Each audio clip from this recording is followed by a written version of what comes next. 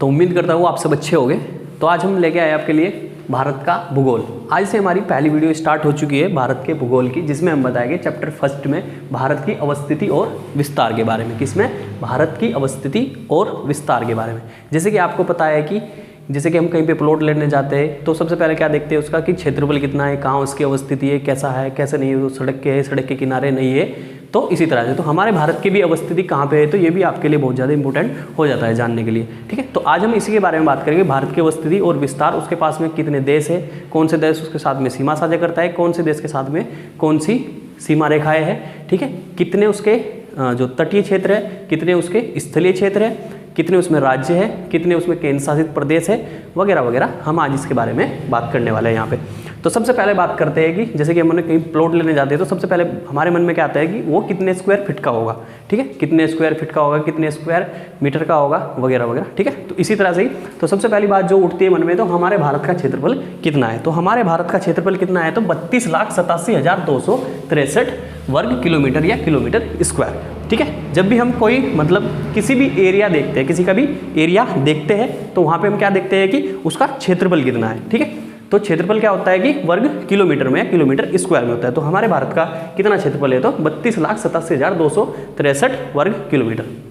ठीक हो गई बात। अब उसके बाद कि हमारा भारत ग्लोब पर अवस्थित कहाँ है, मतलब ग्लोब क्या मतलब कि पृथ्वी पर हमारा भारत कहाँ अवस्थित है। ठीक है, कि पृथ्वी पर हमारा भारत कहाँ अवस्थित है। तो पृथ्वी पर जो हमारा भारत है वो उत्तरी पूर्वी गोलार्ध में स्थित है। कहाँ पे, तो उत्तरी पूर्वी गोलार्ध में स्थित है। अभी उत्तरी पूर्वी क्या है, तो उत्तरी पूर्वी गोलार्ध क्या है पहले थोड़ा उसको समझ लेते हैं, फिर आगे बात कर लेते हैं। ठीक है, अब देखो यहाँ पे हमारी जो पृथ्वी है इस पे क्या है कि हमने काल्पनिक रेखाएं खींची गई है। इन पे क्या है कि काल्पनिक रेखाएं खींची हुई है। ठीक है, क्या काल्पनिक रेखाएं खींची हुई है। अब मानने की बात है कि जैसे कि हमारी कौन सी है ये भूमध्य रेखा, या इसको हम विषुवत रेखा भी बोलते हैं। क्या बोलते हैं? भूमध्य रेखा या विषुवत रेखा भी बोलते हैं। ठीक है, अब ये विषुवत रेखा और कौन सी देशांतर रेखा है। ठीक, तो जो विषुवत रेखा है इसको हम बिल्कुल 0 डिग्री अक्षांश रेखा को हम क्या बोलते हैं? विषुवत रेखा है, भूमध्य रेखा, जो हमारी पृथ्वी को 2 बराबर हिस्सों में बांटती है।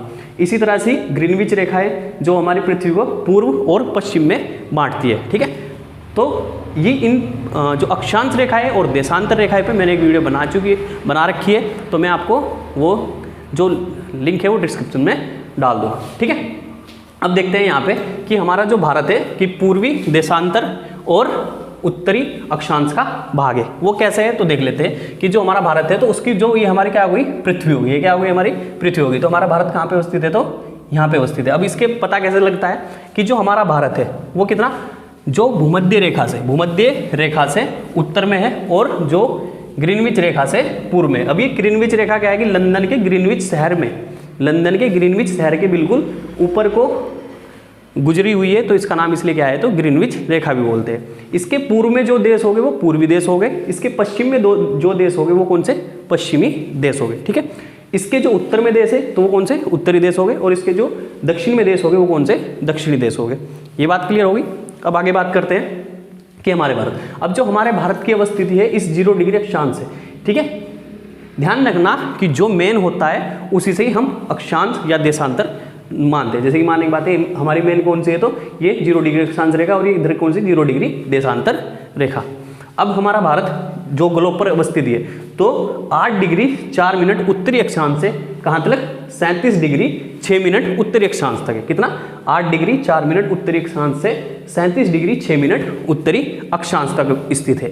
अब देखते हैं कि इसका जो देशांतरीय विस्तार कितना है, तो 68 डिग्री 7 मिनट जो पूर्वी देशांतर से लेकर कितना हो गया, 97 डिग्री 25 मिनट, 97 डिग्री 25 मिनट पूर्वी देशांतर तक है। अब मानने की बात है कि ये उत्तरी क्यों बोल रहे हैं हम इसको ना, कि हम उत्तरी क्यों बोल रहे हैं या दक्षिण। मैंने भी आपको पहले बताया अभी कि जो इससे जो हमारी कौन सी विषुवत रेखा होगी, विषुवत रेखा से जो भी ऊपर होगा तो वो क्या होगा, उत्तरी अक्षांश बोला जाएगा, और जो इसके नीचे में होगा विषुवत रेखा के तो वो क्या बोला जाएगा, दक्षिणी अक्षांश पे बोला जाएगा। इसी तरह से इस जो ग्रीनविच रेखा है, जो 0 डिग्री देशांतर रेखा है, उसके इधर जो भी होंगे वो कौन से होंगे, पूर्वी देश होंगे, और जो इसके लेफ्ट साइड में होंगे वो कौन से होंगे, तो पश्चिमी देश होंगे। तो इसी तरह से हमारा भारत कहाँ पर अवस्थित है, तो यहाँ पे अवस्थित है। ठीक है, तो एक बार और देख लेते हैं कि 8 डिग्री 4 मिनट उत्तरी अक्षांश से लेकर 37 डिग्री 6 मिनट उत्तरी अक्षांश तक, और पूर्व जो हमारा देशांतर विस्तार कितना है, तो 68 डिग्री 7 मिनट पूर्वी देशांतर से लेकर 97 डिग्री 25 मिनट पूर्वी देशांतर तक है। अब बात मानने की बात आती है कि जैसे कि कितनी देशांतर रेखा है, अगर मोटा मोटा मालूम है 97 से मैं अगर 68 घटाऊँ तो 29 30 बचता है लगभग, ठीक है। और इसमें से 37 में से हम अगर यहाँ पे 8 घटाएंगे तो ये भी लगभग 30 के करीब ही बैठ रहा है। अब जैसे कि हमारा है कि अब हमारी पृथ्वी कैसे घूमती है, तो पश्चिम से पूर्व को घूमती है। हमारी पृथ्वी दो तरह से घूमती है, एक तो अपनी धुरी पे घूमती है जैसे कि ऐसे घूमती है, ठीक है, एक सूर्य के चक्कर लगाती है। सूर्य के चक्कर तो वो 365 दिन में लगाती है, ठीक है, और अपनी धुरी पे कैसे घूमती है तो वो 24 घंटे में एक चक्कर पूरा लगा लेती है। अब हमें पता है कि हमारी पृथ्वी क्या है कि गोल है, हमारी पृथ्वी क्या है, गोल है। अब पृथ्वी गोल है तो किसी भी गोली चीज़ का मतलब जो उसका कोण होता है वो कितना आता है, तो 360 डिग्री, उसका एंगल कितना होता है 360 डिग्री। तो हमारी पृथ्वी का भी एंगल कितना है, तो 360 डिग्री। अभी मैंने बताया कि 97 से हम 68 घटाएंगे तो कितनी लगभग देशांतर रेखाएं आ जाएगी, कितनी देशांतर विस्तार है हमारा भारत का, तो कितना है, तो 30 देशांतर, कितना 30 देशांतर रेखा इसमें आती है, कितनी 30 देशांतर रेखा इसमें आती है, ऐसे ये वाली, ठीक हो गई बात। अब 30 देशांतर रेखाएं जिस देश के बीच में आएगी, तो अब मानने की बात है, तो अब एक देशांतर 1 डिग्री देशांतर बराबर कितना होता है, तो अब मानने की बात है 360 डिग्री है, पूरी भारत पूरी पृथ्वी की कितने हैं जो एंगल है कितना है 360 डिग्री है। अब 360 डिग्री कितने देर में घूमती है, तो 24 घंटे में घूमती है। कितने घंटे में घूमती है, तो 24 घंटे में घूमती है। तो 1 घंटे में कितने डिग्री घूमेगी, 1 घंटे में कितनी डिग्री घूमेगी, तो 15 डिग्री घूमेगी। 24 को 360 को हम 24 से भाग दे देंगे, कितना आ जाएगा हमारे यहाँ पे 15। अब 1 घंटे में कितना 15 डिग्री घूम रही है, तो फिर 2 घंटे में कितना घूमेगी 30 डिग्री, ठीक है। तो यानी कि कहने का मतलब ये है कि अरुणाचल प्रदेश से कहाँ तक, गुजरात तक हमारा जो सबसे पूर्वी राज्य है तो वो कौन सा है, तो अरुणाचल प्रदेश है। और जो सबसे पश्चिमी राज्य है वो कौन सा है हमारा, तो यहाँ पे गुजरात है। कौन सा है, तो गुजरात है, और यहाँ पे अरुणाचल में लिखता हूँ प्रदेश, ठीक है। और इधर कौन सा जो सबसे पूर्वी है तो वो अरुणाचल प्रदेश, सबसे पश्चिमी है तो कौन सा, गुजरात। अब अरुणाचल प्रदेश से गुजरात तक सूर्य को आने में कितने समय लगता है, तो 2 घंटे का। कितने घंटे का समय लगता है, तो 2 घंटे, यानी कि 30 देशांतर रेखाओं बराबर कितना होता है, 2 घंटे। अब एक बार और समझ लेते हैं इसके कि 24 घंटे बराबर कितनी होती है, 1440 मिनट। कितनी, 1440 मिनट। अब हम 360 डिग्री से भाग देंगे तो कितना आ जाएगा, 1 डिग्री बराबर 4 मिनट। यानी कि अगर पृथ्वी को 1 डिग्री खिसकने में, यानी कि अपनी धुरी की बात कर रहा है कि 1 डिग्री खिसकने में कितने मिनट का समय लग रहा है, तो 4 मिनट का समय। कितने मिनट का समय लग रहा है, तो 4 मिनट का समय। अब 30 देशांतर यानी कि 30 डिग्री घूमने में कितने मिनट का समय लगेगा, तो 120 मिनट, यानी कि 2 घंटे, ठीक है।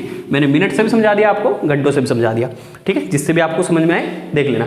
अब मानने की बात है, दो मतलब कोई देश है कोई भी, जैसे कि अमेरिका में भी मतलब पता नहीं कितने टाइमिंग जोन है। इसी तरह से जो रूस है उसमें भी अपने अपने खुद टाइमिंग जोन है, ब्रिटेन में भी अपने टाइमिंग जोन है, ठीक है, अफ्रीका है उसमें भी अपने टाइमिंग जोन है, ठीक। तो हमारे भारत के पास भी एक टाइमिंग जोन बना रखा है कि जिसे हम मानक समय रेखा कहते हैं। क्या कहते हैं, मानक समय रेखा। अब ये जैसे कि यहाँ पे तो 5 बजे सूर्योदय हो गया, सुबह 5 AM पर मैंने लिख दिया यहाँ पे AM पर, यहाँ पे सूर्योदय हो गया।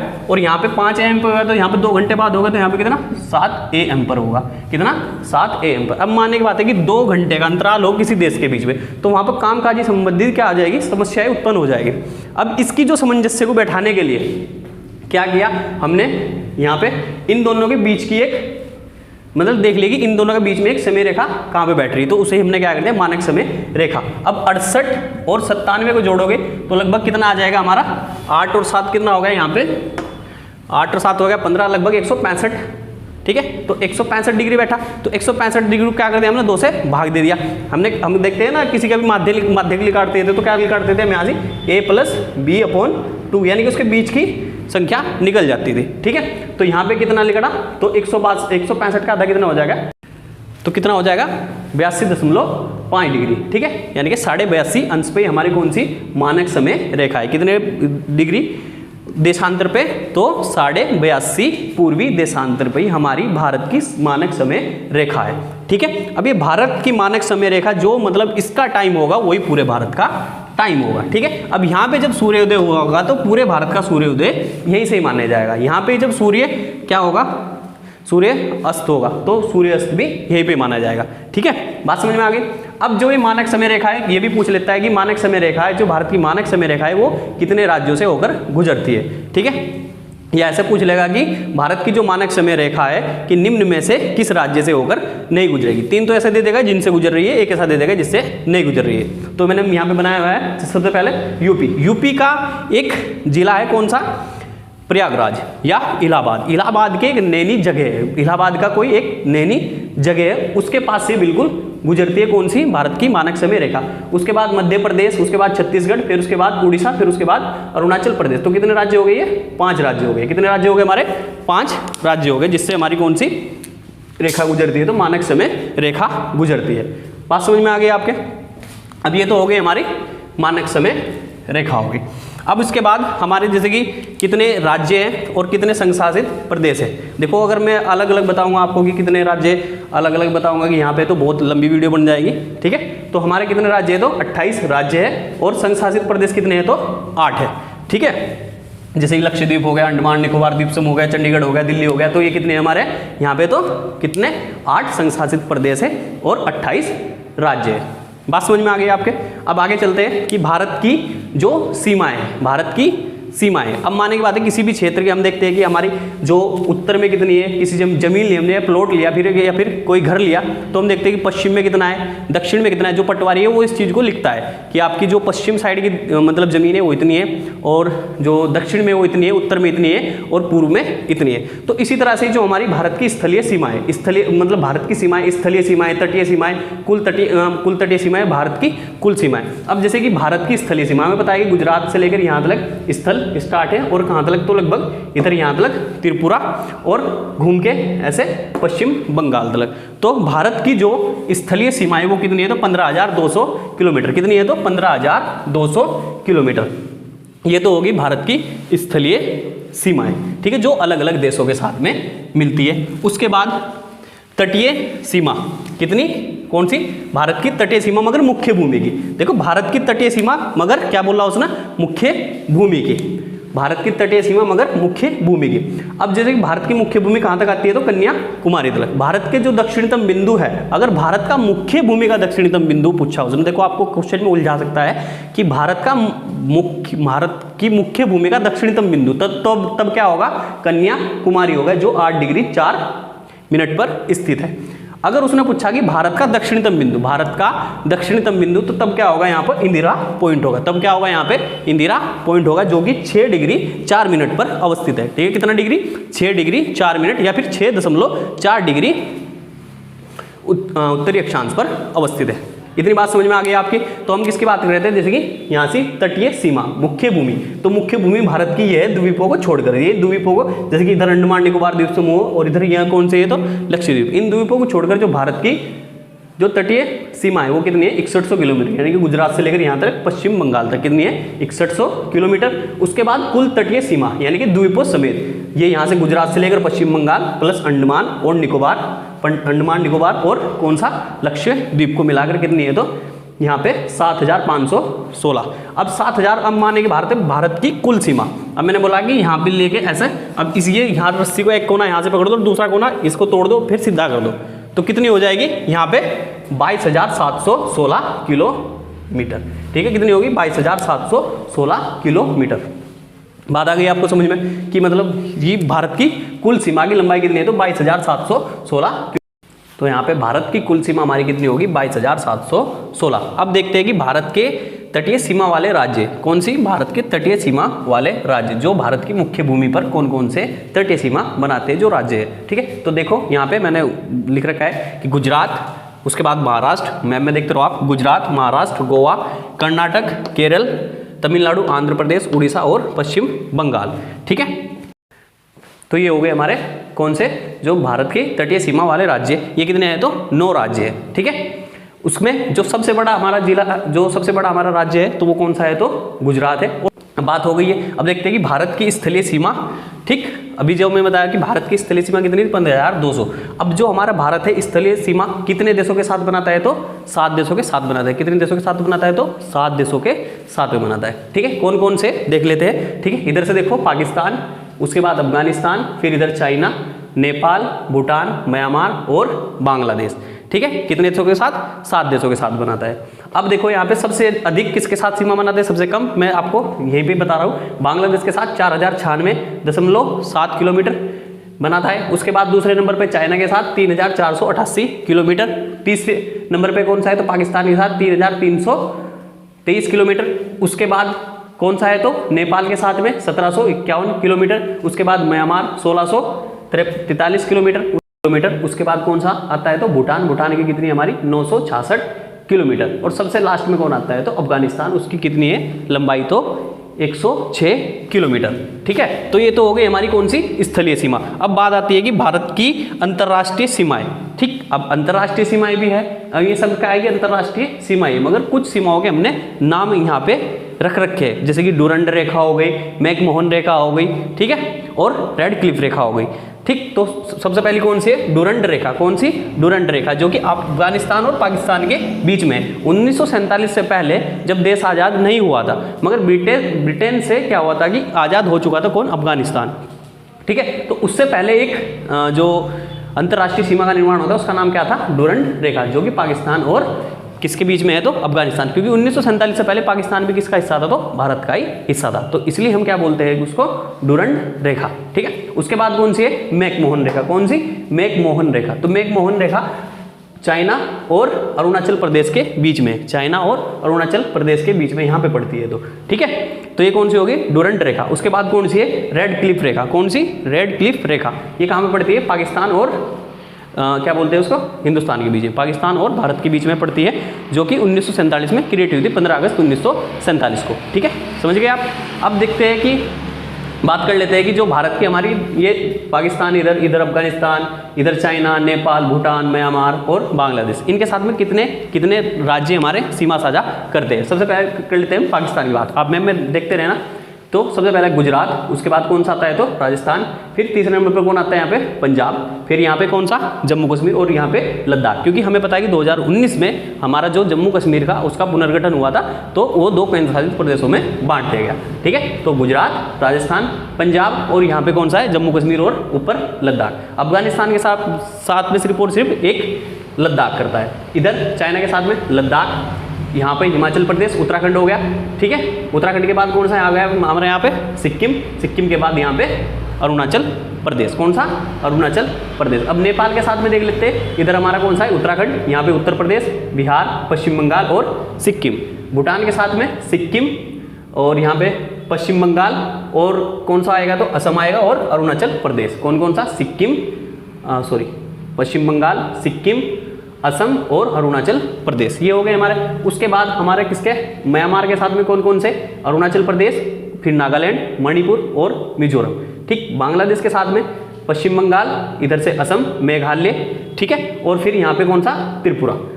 बात आ गई आपके समझ में? ठीक है, तो ये मतलब हमारे जो राज्य है कि कौन से राज्य किस किस के साथ में सीमा साझा करते हैं। ठीक हो गई बात। अब थोड़ी बहुत ही बात कर लेते हैं, जैसे कि त्रिपुरा राज्य। त्रिपुरा राज्य को बांग्लादेश ने 3 तरफ से घेर रखा है। कितनी तरफ से घेर रखा है तो 3 तरफ से। और बांग्लादेश को हमारे जो भारत के राज्य है उन्होंने बांग्लादेश को 3 तरफ से घेर रखा है, क्योंकि नीचे क्या है तो बंगाल की खाड़ी है। तो 3 तरफ से कौन से देश को घेर रखा है भारत ने, तो वो कौन सा है तो बांग्लादेश। ठीक है, अब बात आ गई, ये वाली बात होगी। अब इसके बाद हम बात कर लेते हैं, जैसे कि हमारे जो ये द्वीप है कितने, ठीक है, जैसे कि अंडमान निकोबार द्वीप हो गया, इधर लक्षद्वीप हो गया, तो इनकी संख्या कितनी है तो 247 है। कितनी है टोटल? 247। अंडमान निकोबार द्वीप समूह कितने हैं तो हमारे 204, और इधर कितने हैं तो हमारे ये 43, यानी कि 43 हो गई। ठीक है, हमारे राज्य कितने हैं तो 28 राज्य है। हमारे भारत में कितने राज्य है तो 28 राज्य है। और संघ शासित प्रदेश कितने हैं तो हमारे 8 है। संघ शासित प्रदेश कितने हो गए हमारे तो 8 है। ठीक है, और जैसे कि हमारे बात आती है कि कर्क रेखा। कौन सी? कर्क रेखा। कर्क रेखा कितने डिग्री अक्षांश पे स्थित है तो 23.5 डिग्री अक्षांश पे स्थित है, जो कि भारत को प्राकृतिक रूप से लगभग 2 भागों में विभाजित करती है। कौन सी? कर्क रेखा, जो कि भारत को लगभग 2 भागों में प्राकृतिक रूप से विभाजित करती है, जो कि भारत के 8 राज्यों से होकर गुजरती है। मैम में देखो आप, सबसे पहले हो जाएगा गुजरात। पश्चिम से कहाँ को चल रहे हैं हम? पूर्व को चल रहे हैं। कहाँ से? पश्चिम से पूर्व को, क्योंकि पश्चिम में कौन पड़ता है तो गुजरात पड़ता है, पूर्व में कौन पड़ता है तो उधर अरुणाचल प्रदेश। तो पश्चिम से चलते हैं गुजरात, उसके बाद राजस्थान। अब मैम देखते रहना कौन सा, गुजरात। उसके बाद कौन सा हो गया तो राजस्थान। फिर उसके बाद मध्य प्रदेश, मध्य प्रदेश के बाद में कौन सा है तो छत्तीसगढ़, छत्तीसगढ़ के बाद में कौन सा है तो झारखंड है, झारखंड के बाद में कौन सा है तो देखो इधर यहाँ पे झारखंड के बाद कौन सा है पश्चिम बंगाल, पश्चिम बंगाल के बाद त्रिपुरा और उसके बाद कौन सा है तो मिजोरम। एक बार देख लेते हैं, गिन के करते हैं तो कितने हमारे, मैंने बताया आपको 8 राज्य आते हैं। कौन कौन से, गुजरात, उसके बाद कौन सा हमारा राजस्थान, उसके बाद मध्य प्रदेश, उसके बाद छत्तीसगढ़, उसके बाद झारखंड, उसके बाद पश्चिम बंगाल, त्रिपुरा और मिजोरम। ठीक है। अब जो हमारी कर्क रेखा है तो जो झारखंड की राजधानी क्या है, रांची, झारखंड की राजधानी क्या है तो रांची के बिल्कुल ऊपर को गुजरती है। कौन सी, झारखंड की राजधानी रांची के ऊपर को गुजरती है। उसके बाद किस राज्य की राजधानी के पास में गुजरती है तो जो गुजरात की राजधानी है गांधीनगर, और फिर उसके बाद में जो भोपाल की राजधानी है, सॉरी मध्य प्रदेश की राजधानी है भोपाल है, उसके समीप को भी गुजरती है हमारी कौन सी है तो कर्क रेखा। अब कर्क रेखा कितने डिग्री अक्षांश पे पड़ती है तो 23.5 डिग्री उत्तरी अक्षांश पे पड़ती है। अब ये 23.5 डिग्री उत्तरी अक्षांश पे भी गुजरे, ये भी तो बात है ना। तो जो हमारी पृथ्वी है तो 23.5 डिग्री एंगल पे झुकी हुई है। ठीक है, तो इसलिए कर्क रेखा और मकर रेखा का निर्माण हुआ है। अगर पृथ्वी हमारी क्या सीधी होती तो इन रेखाओं का निर्माण हम नहीं करते। ठीक है, इतनी बात समझ में आ गई आपके।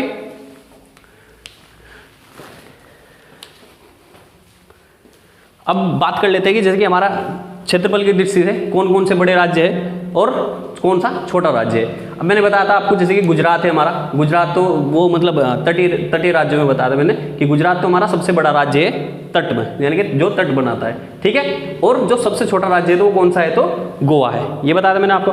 ठीक, अब बात करते हैं कि हम क्षेत्रफल की दृष्टि से, किसकी, क्षेत्रफल की दृष्टि से कौन सा भारत का सबसे बड़ा राज्य है और कौन सा सबसे छोटा राज्य है क्षेत्रफल की दृष्टि से। ठीक है, तो क्षेत्रफल की दृष्टि से सबसे बड़ा राज्य कौन सा है तो राजस्थान है। ठीक है, उसके बाद दूसरे नंबर पे कौन है तो मध्य प्रदेश है, तीसरे नंबर पे कौन है तो महाराष्ट्र है, चौथे नंबर पे कौन है तो उत्तर प्रदेश है। ठीक है, चौथे नंबर पे कौन हो गया तो उत्तर प्रदेश हो गया।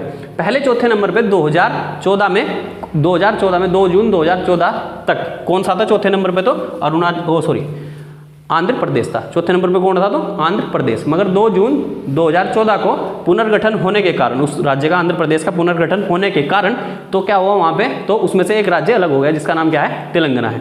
ठीक है, तो अब जो चौथे नंबर पर आता है तो वो कौन सा है तो उत्तर प्रदेश। ठीक है, अब देख लेते हैं कि जनसंख्या की दृष्टि से सबसे बड़ा राज्य कौन कौन से है। तो जनसंख्या की दृष्टि से सबसे बड़ा राज्य कौन सा है तो उत्तर प्रदेश, और जनसंख्या की दृष्टि से सबसे छोटा राज्य कौन सा है तो सिक्किम है। जनसंख्या की दृष्टि से सबसे छोटा राज्य कौन सा है तो सिक्किम है। तो सिक्किम जनसंख्या की दृष्टि से सबसे छोटा राज्य। अब मानने की बात है कि जैसे कि हमारी उत्तर प्रदेश की जनसंख्या कितनी है, तो उत्तर प्रदेश की जनसंख्या हमारी लगभग 19 करोड़ के आसपास है। ठीक है, ये बात हो गई।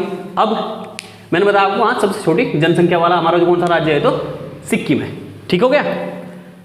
अब जैसे कि सबसे बड़ा जिला, जो भारत का सबसे बड़ा जिला है तो वो कौन सा है तो कच्छ है। कौन सा है तो गुजरात का कच्छ है जो सबसे बड़ा भारत का जिला है। तो उम्मीद करता हूँ समझ में आया होगा आपकी। ठीक है, तो आज के लिए बस इतना ही, मिलते हैं अगली वीडियो में।